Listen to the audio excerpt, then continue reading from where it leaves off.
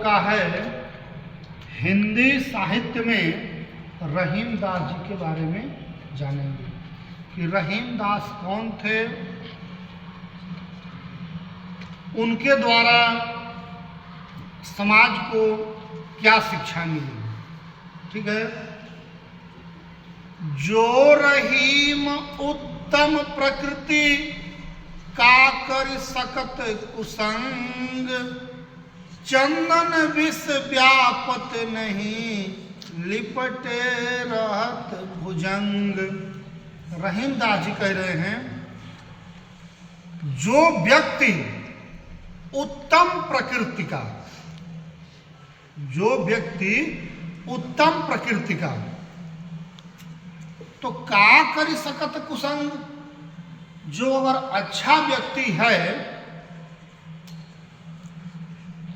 जो व्यक्ति अगर अच्छा समझदार है, उसको अच्छा बुरा का ज्ञान है, नॉलेज है कि हम जो चोरी करेंगे तो डंडे किस पे पड़ेंगे, बोलो, बदमाशी करेंगे तो सजा किसको मिलेगी, ठीक है ना। ये आप लोग बहुत प्रेम से समझिए, एकदम प्रैक्टिकल। जैसे कहा जाता है प्रत्यक्षम किम प्रमाणम, प्रत्यक्ष को प्रमाण की आवश्यकता नहीं है। हाथ कंगन को आरसी की आवश्यकता नहीं होती है। हाथ में जब कंगन है तो शीशा देखने की कोई जरूरत नहीं है, ठीक है ना। तो रहीम दास जी कह रहे हैं कि जो रहीम उत्तम प्रकृति का कर सकत कुसंग, तो अगर आपके अंदर समझदारी है कि चोरी करूंगा तो सजा हमको मिलेगी, दंड हमें भोगना पड़ेगा, कोई भी गलत कार्य करूंगा तो सजा हमें मिलेगी, तो इतनी बात अगर आपको समझ में है तो का कर सकत कुसंग, तो फिर कुसंग के संग में रह करके भी आपका कुसंगी कुछ भी बिगाड़ नहीं सकता है। बात समझा रही है ना। एकदम बहुत साधारण सी बात है। अगर आपके अंदर समझदारी है कि मैं गलत करूंगा तो गलत का सजा मुझे मिलेगा, अगर इतनी बात अगर जानकारी है, तब आप अगर कहीं गलत के साथ अगर हैं भी तो गलत का प्रभाव आपके ऊपर नहीं पड़ेगा। कैसे? जैसे चंदन विष व्यापत नहीं लिपटे रहत भुजंग। तो चंदन का एक पेड़ होता है, ठीक है। जो चंदन हम लोग रगड़ के तिलक भी उसका लगाते हैं, भगवान को भी चंदन लगाते हैं, तो चंदन बहुत शीतलता प्रदान करता है। चंदन के अंदर बहुत खुशबू होती है। चंदन बहुत ही पवित्र चीज माना जाता है। और सर्प जो होता है, सर्प क्या होता है? विषैला होता है। सर्प के अंदर क्या होता है? विष होता है। लेकिन चंदन अपनी शीतलता में मस्त है, तो उसके पास कितने भी भुजंग लिपटे रहें, लेकिन चंदन के अंदर विष का प्रभाव नहीं पड़ता है। चंदन अपनी शीतलता में स्थिर है कि मुझे जो मेरे अंदर गुण है, मेरे अंदर जो कला है, हमको उसी में रहना है, हमको दूसरे के संग में दिखावा नहीं करना है। तो दिखावे के चक्कर में नहीं है, तो चंदन विष व्यापत नहीं।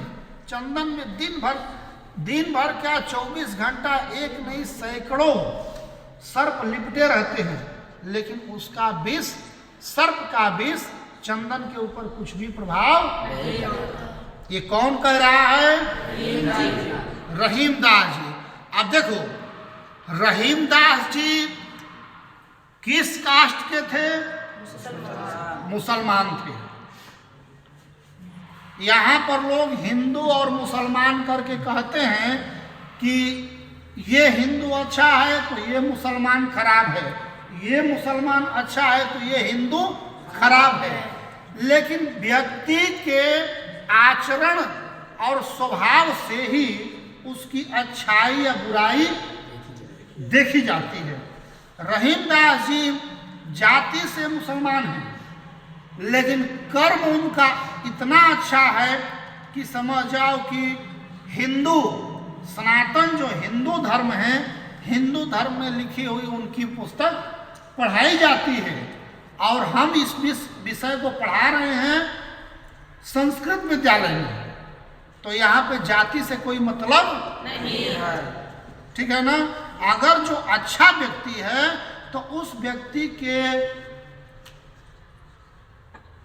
कर्म का, गुण का हम अनुसरण कर सकते हैं, ठीक है ना। अच्छा, अब जानकारी करते हैं कि कबीरदास का जन्म कब हुआ था। तो कबीरदास का जन्म, रहीमदास का जन्म कब हुआ था। तो रहीमदास का जन्म 1556 ईस्वी में हुआ था। रहीमदास का जन्म कब हुआ था? 1556। अभी क्या चल रहा है? 2024। तो लगभग 15, 5, 20, 500 साल हो चुका, लगभग 500 साल। इनका जन्म कहाँ हुआ था? तो इनका जन्म हुआ था लाहौर में। लाहौर इस समय कहाँ पर है? पाकिस्तान में। इनके पिताजी का नाम क्या था? बैरम खान। और रहीमदास का पूरा नाम क्या था? अब्दुल रहीम खान खाना। और लाहौर के होते हुए इनकी मुख्य प्रसिद्ध भाषा क्या थी? ब्रज भाषा। ब्रज भाषा जो है, देखिए हम लोग कहाँ पर हैं इस समय? ब्रज में हैं। हम लोग कहाँ पे हैं? ब्रज में। ब्रज धाम में वृंदावन धाम है। तो यहाँ की जो भाषा है, इसको स्वीकार किसने किया था? रहीमदास ने। और रहीमदास जी की मृत्यु कब हुई? 1627 ईस्वी में। अब हम लोग रहीमदास जी की दूसरी दोहा पे चलते हैं। पहला समझ में आ गया सब लोग को? जो रहीम उत्तम प्रकृति का कर सकत कुसंग, चंदन विष व्यापत नहीं लिपटे रहत भुजंग। अगर आपकी प्रवृत्ति, प्रकृति अगर अच्छी है तो आपको गलत संगत भी आपके ऊपर बुरा प्रभाव नहीं डाल सकता। अगर आप स्वयं गलत बनना चाहेंगे तो अच्छे में भी रह करके आप बुरे बन सकते हैं, ठीक है ना। रही मन प्रीति सराहिए, मिले हो तरंग दून, जो जर्दी हरदी तजे सफेदी चून। रहीमदास जी कितना सुंदर बता रहे हैं। रहीमन प्रीति सराही, उन दो जोड़ों की, उन दो प्रेमियों की प्रीति की सराहना कर रहे हैं। कैसे? मिले हो तरंग दून, जो जर्दी हरदी तजे सफेदी चून। हल्दी का रंग कैसा होता है? पीला। बोलो, पीला। चूने का रंग कैसा होता है? सफेद। लेकिन ये जब दोनों प्रेमी मिलते हैं तो सफेदी अपना, चूना अपनी सफेदी छोड़ देता है,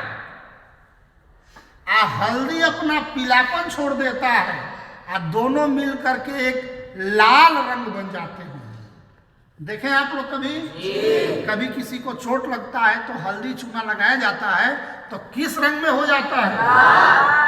अब इसी पॉइंट पे मैं आपको एक दृष्टांत दे रहा हूं, बहुत ही इंपॉर्टेंट है। जब व्यक्ति का विवाह होता है,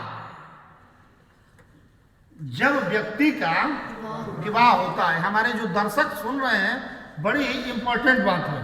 विद्यार्थी तो सुन ही रहे हैं, लेकिन हमारा जो चैनल है, चैनल पर भी ये वीडियो जाएगा, तो ये बहुत ही इंपॉर्टेंट बात है। जो लोग कहते हैं कि हमारी शादी तो हो गई लेकिन झगड़ा हो जा रहा है, तलाक हो जा रहा है, अगर इस चीज को समझ लें, इस रहीम दास के दोहे को समझ लें, तो मैं कह रहा हूं कि उनके जीवन में और कभी दोबारा झगड़ा हो जाए तो समझ जाओ कि हम फिर अब क्या कहें, पढ़ाना छोड़ देंगे। बहुत बड़ी बात है, लेकिन इतना आपको त्याग करना पड़ेगा। कैसे? जब शादी हुई तो लगभग 18 साल तक वो लड़की अपने माँ के घर में रही, ठीक, और वो लड़का अपनी माँ के घर में रहा। तो माता पिता परिवारजन का संस्कार मिला लड़के को अलग, ठीक, और लड़की को मिला अलग, ठीक। तो लड़का मान लो कि हो गया चूना, लड़का हो गया चूना यानी कि सफेद, ठीक, कि मैं एकदम सफेद हूं, मेरे अंदर कोई दाग नहीं है। तो लड़की भी हो गई उधर हल्दी, कि मेरे अंदर भी पीला कलर है, मेरे में भी कोई मिलावट नहीं है। आज दोनों अगर इसी अकड़ में रहेंगे कि मैं सफेद हूं तो मैं पीला हूं, तो समझ जाओ कि लड़ाई होता रहेगा। लेकिन वो अपनी अकड़, लड़की अपनी पीलापन की अकड़ छोड़ दे कि मेरे पिताजी ने मेरे साथ कितना प्यार किए, वो भूल जाए। और लड़का भी अपनी दोस्ती की, माता पिता की प्रेम को याद तो करे, हम छोड़ने के लिए बात नहीं कर रहे हैं, लेकिन उनके लगाव को भूल जाए। अब यहां से एक नया जीवन तैयार कर रहा है, ठीक है। तो अकड़ वो अपनी छोड़ दे, अकड़ वो अपनी छोड़ दे, और दोनों लोग अपनी उस अकड़ रूपी रंग को छोड़ करके एक नया रंग तैयार कर ले, तो उनके जीवन में कभी भी लड़ाई झगड़ा दुख नहीं हो सकता है। बात हमारी समझ में आई जी? मैं माता पिता को छोड़ने के लिए नहीं बोल रहा हूं, लेकिन उस सफेदी रूपी अकड़ को, पीलापन रूपी अकड़ को अगर दोनों लोग छोड़ दें, तो समझ जाओ कि एक गृहस्थ, नया गृहस्थ जीवन, उनको क्या करना है, एक नया संसार बसाना है, उनको एक नया संसार बसाना है। तो नया संसार बसाने के लिए उनको अपनी अकड़ को त्यागनी होगी कि हमारे माता पिता क्या थे और हमारे माता पिता क्या थे, इन दोनों को भूल जाओ, और फिर आप एक नए माता पिता के रूप में तैयार हो। तो देखो कितना सुंदर आपके जीवन में एक नई लालिमा, कहा जाता है ब्रज में, लाली देखन मैं चली, गलत हो गया, लाली मेरे लाल की जित देखूं तित लाल, लाली देखन मैं चली मैं भी हो गई हाँ? लाली मेरे लाल की अजित देखूं तित लाल, लाली देखन मैं चली मैं भी हो गई लाल। तो लाली और लाल कौन है? लाली है राधा रानी, और लाल कौन है?